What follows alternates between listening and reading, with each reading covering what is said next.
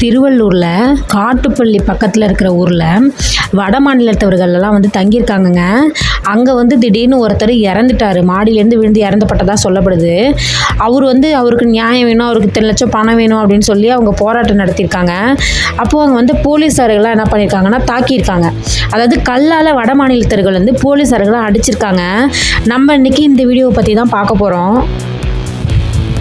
திருவள்ளூர் காட்டுப்பள்ளி இருக்க மீஞ்சூரில் தனியார் கட்டுமான பணிக்காக இந்த நிறுவனம் வந்து வட மாநிலத்தவர்களை 2 இடத்துல தங்க வச்சுருக்காங்கங்க. ஒன்று கங்கா, இன்னொன்று காவிரி. இந்த 2 குடியிருப்புலையும் அந்த வட மாநிலத்தவர்கள் மட்டும்தான் தங்கியிருக்காங்க. அங்கே லோக்கல் காய்ஸ்லாம் வந்து யாருமே அங்கே தங்க மாட்டாங்கங்க. அப்படி தங்கிட்டு இருக்கும்போது அதில் ஒருத்தர் பேர் வந்து அமர் பிரசாத்துங்க. அவருக்கு வயசு வந்து 40 வயசு இருக்கும் போல். அவர் வந்து இந்த குடியிருப்பில் தான் என்ன பண்ணியிருக்காருன்னா தங்கிட்டு இருந்திருக்காரு. இந்த பணிக்காக அவர் வந்து உத்தரப்பிரதேசத்துலேருந்து வந்து இங்கே தங்கியிருக்காரு. அப்படி தங்கியிருக்கும்போது அவர் மாடிக்கு போகும்போது என்ன ஆகிடுறாருன்னா தவறி கீழே விழுந்தாருங்க. அப்படி கீழே விழும்போது ரொம்ப பெரிய காயம் வந்துருச்சு. கீழே விழுந்தவருக்கு பலத்த காயமாக இருக்கார். அவர் ஹாஸ்பிட்டலைஸ் பண்ணலான்னு ட்ரை பண்ணுறாங்க. ஆனால் அப்படி பண்ணுறதுக்குள்ளே வந்து அவர் உயிர் வந்து பிரிஞ்சிருச்சு. அதுக்கப்புறம் என்ன ஆகுது அப்படின்னா அவங்களோட உறவினர்களுக்கெல்லாம் ஃபோன் பண்ணி வர சொல்கிறாங்க. அப்புறம் வந்து அவர் வந்து என்ன அப்படின்னா ஹாஸ்பிட்டலில் அட்மிட் பண்ணலாம் அப்படின்னு சொல்லிட்டு மேற்கூறாயெல்லாம் பண்ணணுன்றீங்களா, அதுக்கெலாம் வந்துட்டு அட்மிட் பண்ணலாம் ஸ்டான்லி மருத்துவமனைக்கு அட்மிட் பண்ணுறாங்க. இது எல்லாமே பார்க்கும்போது சாதாரணமாக நடந்த மாதிரி தான் இருக்குது. ஆனால் அதுக்கப்புறம் என்ன ஆயிருக்கு அப்படின்னா இந்த வட மாநிலத்துகள்லாம் பார்த்தோம்னா கிட்டத்தட்ட 1000 பேர் இருப்பாங்க. அவங்க எல்லாமே வந்து ஒன்று திரண்டு இருக்காங்க. அப்புறம் அந்த உயிர் இருந்தார் இல்லைங்களா அமர், அவரோட குடும்பத்துக்கு வந்து ஒரு நிவாரணம் கொடுக்கணும்னு சொல்லி பேசினாங்க.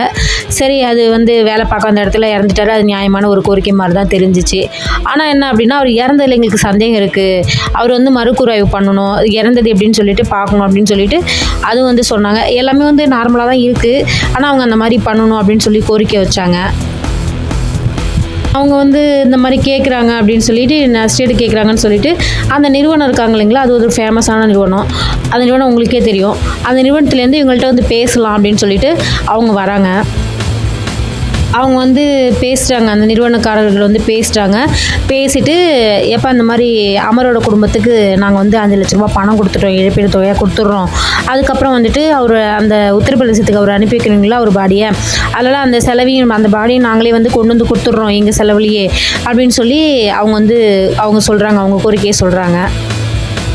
அதுக்கு இவங்க வட மாநிலத்தவர்கள் வந்து இல்லை, நீங்கள் 5 லட்ச ரூபா கொடுக்குறேங்கிறீங்க, அது வந்து பத்தாது, எங்களுக்கு இன்னும் உயர்த்தி கொடுங்கன்னு சொல்லி அவங்க கோரிக்கையை வைக்கிறாங்க. அவர் இந்த மாதிரி மாடியிலேருந்து விழுந்து இறந்துட்டார், நாளைக்கு வந்து நாங்களும் விழுந்து இறந்துட்டா என்ன பண்ணுறது, எங்கள் உயிருக்கு என்ன உத்தரவாதம் இருக்குது அப்படின்னு சொல்லி ஒரு கொஷின் எழுப்புறாங்க. இது வந்து ஒரு சர்ச்சைக்குள்ள விஷயமாக தான் இருக்குது. இவங்க இந்த விஷயங்களெல்லாம் முன் வச்சு என்ன பண்ணிட்டாங்கன்னா வட மாநிலத்தவர்கள் தமிழ்நாட்டில் போட ஆரம்பிச்சிட்டாங்க.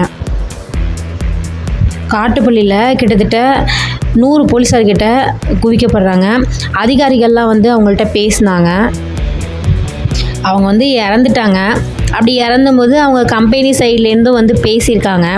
அதுக்கப்புறம் போலீஸார் தரப்பு சைட்லேருந்தும் பேசியிருக்காங்க. அப்படி பேசிகிட்டு இருக்கும்போதே வட மாநிலத்தவர்கள் ஒரு தரப்புலேருந்து என்ன பண்ணிட்டாங்கன்னா போலீஸாரை கல்லெடுத்து அடிக்க ஆரம்பிச்சிட்டாங்க.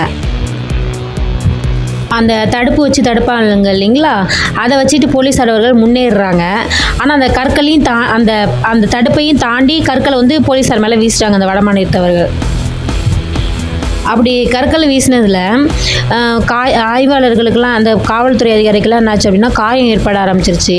அதுலேயும் வந்து செங்குன்றம் துணை காவலர் அவர்களுக்கு வந்து காயம்பட ஆரம்பிச்சிருச்சு.